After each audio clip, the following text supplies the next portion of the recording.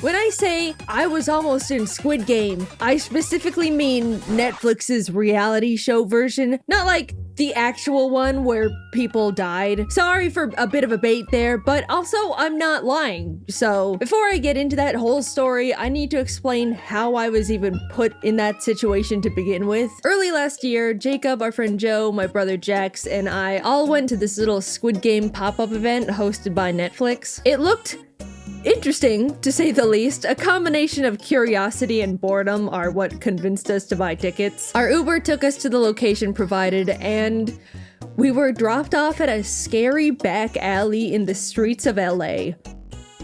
Are you sure this isn't a setup for, you know, the real thing? We hunted down the entrance, headed up Squid Game themed stairs, and inside was a big lobby with merch, snacks, decorations. You know what else was in there? No other human beings. We were the only ones there, along with the shape guys that were just staring at us.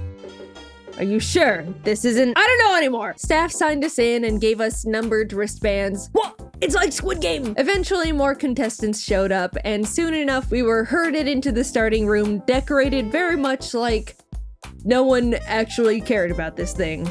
And if they did, corporate ruined it. The staff guy gave us the rundown on how the event was gonna work, all the rules, such and such, but sprinkled throughout the explanation were like a lot of safety hazard jokes. I know the concept of the whole thing is rooted in playing dangerous games and dying and ooh, evil dystopian. But he was saying things like, don't lean on the walls, you might rip through it, and I don't want to fill out any paperwork if you hurt yourself. Don't touch anything that you shouldn't touch. I don't want to have to fill out paperwork again. He was very anti-paperwork, like way more than the actual human safety part. Based on what we've seen so far, our group knew we were about to experience exactly what we were hoping for, but with not the death part. For the first game, we were led into a room with lines of glass squares. What? It's like Squid Game again! The glass jumping part! When it was your turn, the pattern on the 10 squares would be shown, and you needed to memorize which tiles to step on. It's like, well, I guess it's kind of like Squid Game. Kinda. The first batch of people stepped up, the patterns all flashed, but before anyone could begin stepping on glass, they were instructed to hold it and only take one step at a time. For the whole game, we had to watch everyone take one individual step, stop, wait to be confirmed, then take one more step. For 10 spaces, in like 6 groups total. Also, I think that whatever mechanism they used to track if people were out or not was super busted, because literally only like 5 people in total got their pattern right. Joe, Jacob, and Jax all swore they memorized their pattern correctly, but were eliminated anyway. I know I botched mine up though. I've got paper shredder brain. They could give me one tile to memorize and I would still forget it. 25 of the 30 people failed their very first puzzle. Now, Netflix knew that if people paid $40, yeah, 40, to be in this shitty little Squid Game event and then had to go home after the first game, they would be pretty upset. So the rule was for the first 4 challenges, no one would be eliminated. Yay, woohoo, phew, that was a close one. In the next room, they tried to combine both the honeycomb game and the marbles game from the show, but what was put together was throw marbles in the shape on the table to win other people's marbles. It was very anticlimactic. Unfortunately, we were only able to gather in groups of 3, so Joe wasn't able to join us. Instead, he was paired up as a third wheel to a random couple that was obviously here on a date. Jax cleaned up shop on us. He got all our marbles within minutes. But over at Joe's table, malicious injustice was afoot. Apparently, the 2 people that were in a romantic relationship ganged up on Joe, and after taking all his marbles, just split them up between each other. Despite there being no actual stakes in the game, Joe was furious simply out of principle and swore to get revenge on them somewhere, somehow. Before he could even start any beef, we were brought into the next room, and again, we're split into groups, this time of 4. They really liked group activities in this thing. Walking through the doors to the challenge, everyone was stationed around a respective gift coffin. After opening them up, it was revealed we were going to be playing a big version of Operation, the game where you try to pick up fake little organs with fake medical tools without touching the sides. So, simulated surgery.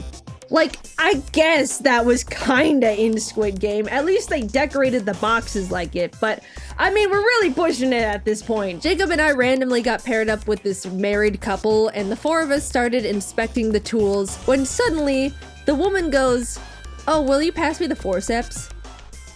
She's a surgeon. Oh my god, we just happened to be paired up with a lady whose literal job was operation. The challenge began and the three of us took our hands off the tools, she cracked her knuckles, and we watched as all the plastic organs were suddenly out of the prop body. Not surprisingly, our team was the first to finish. When we got back together with Joe and Jax, we explained how we got super lucky to be paired up with an actual surgeon that literally soloed the whole thing, and Joe was like, "Wait, that guy was a surgeon?" And Jacob and I had to shake our heads and say, "No, Joe, she was a surgeon." Damn it. Now that we were entering the fourth challenge, it was time to get serious. This was the first game where people would start getting eliminated for realsies.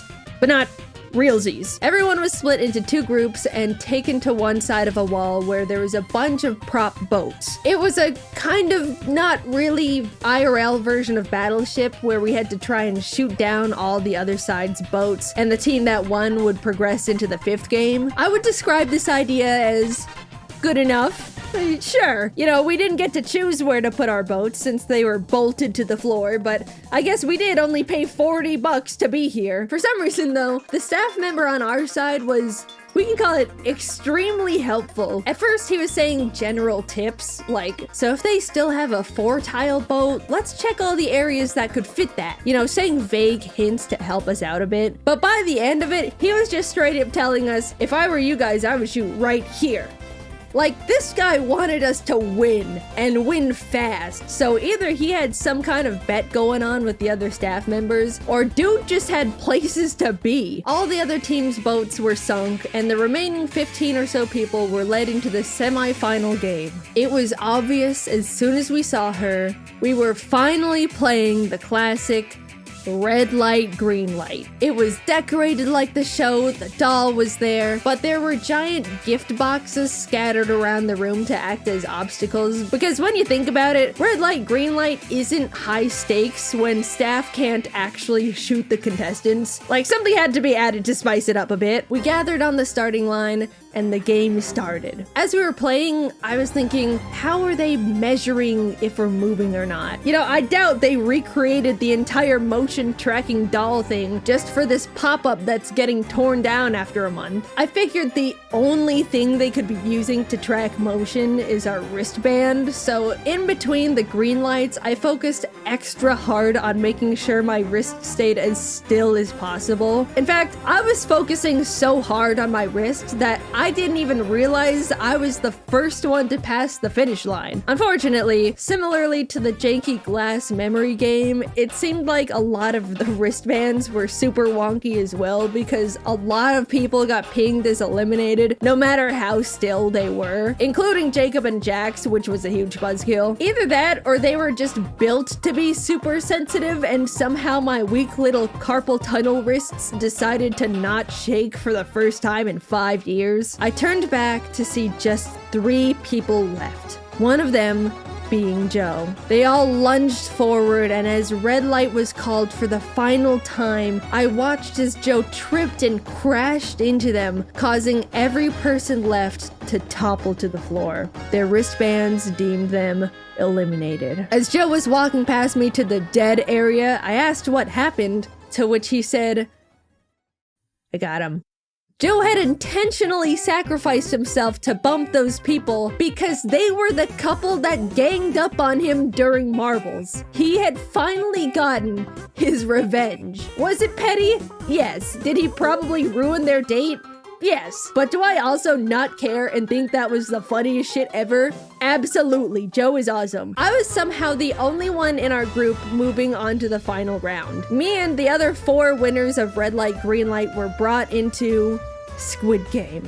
And everyone else was there too, watching from behind a little rope. Jaden, Squid Game is so rough and tough. How did you fare against the 4 other dudes that made it to the end? In real Squid Game, the guy got stabbed. Did you get stabbed?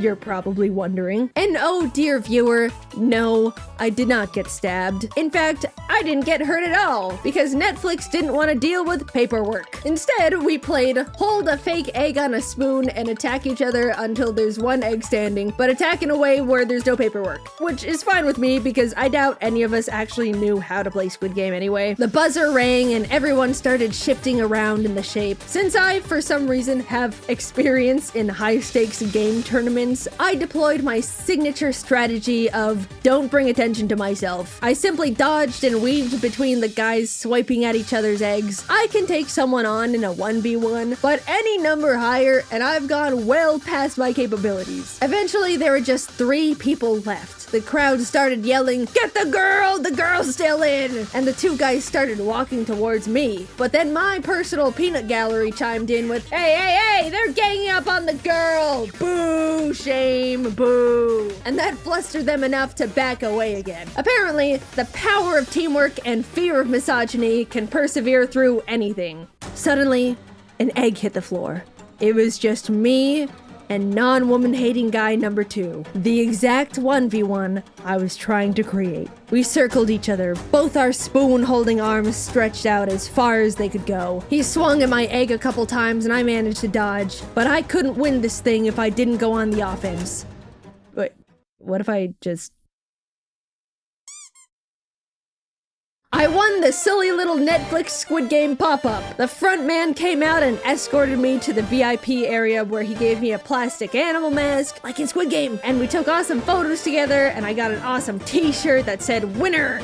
And I didn't know it at the time, but as this was happening, the staff pretended to shoot all the losers with fake gun sounds. Unfortunately, I didn't get the 45.6 billion money prize like in the show. But along with the t-shirt, they did give me a special form to fill out that would give me priority application for Netflix's actual Squid Game reality show, Squid Game: The Challenge, Season 2. I looked at the form and thought, you know, we'll just see what happens. Filled it out and was able to bring my friends back to the VIP room with me because winning isn't fun unless you do it with your friends. That's what Squid Game taught me. There were a bunch of snacks and alcoholic beverages in the winner area, and I gotta say, the alcoholic squid drinks were probably the worst things I've ever tasted. It was astonishing how bad they were. Over a year later, and I can still imagine it. I don't even know what ingredient could do that to a drink. Anyway, after I submitted my form, I half expected to never hear anything about it ever again. But to my surprise, Netflix reached out to interview me about potentially being a contestant on the show. In fact, I was forwarded to the next round of interviews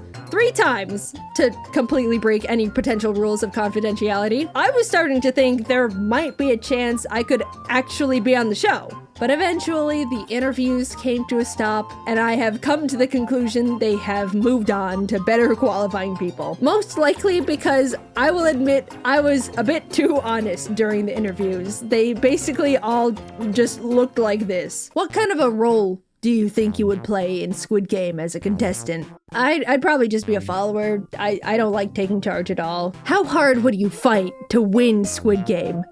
Not that hard. Have you watched the first season of Squid Game: The Challenge? No. Well, I watched the first 20 minutes, but I turned it off because I thought it was really badly paced and boring. So that was that, and I'm okay with it. Or who knows, maybe they saw my very strange track record of winning game tournaments and got scared. It kind of seems like those kinds of really intense and active game shows like real life Squid Game end up having a lot of people complaining about how they got hurt or weren't treated all that great anyway. So I'm glad I'm sitting safe and sound in the comfort of my own home. I'm glad I'm not dealing with Squid Game related injuries, in fact. Also, very quick reminder that techwear merch is going away soon. If you're late to watching this video, it's probably already gone, to be honest. Sorry. I tried to warn you. Thanks for watching though, and see you later.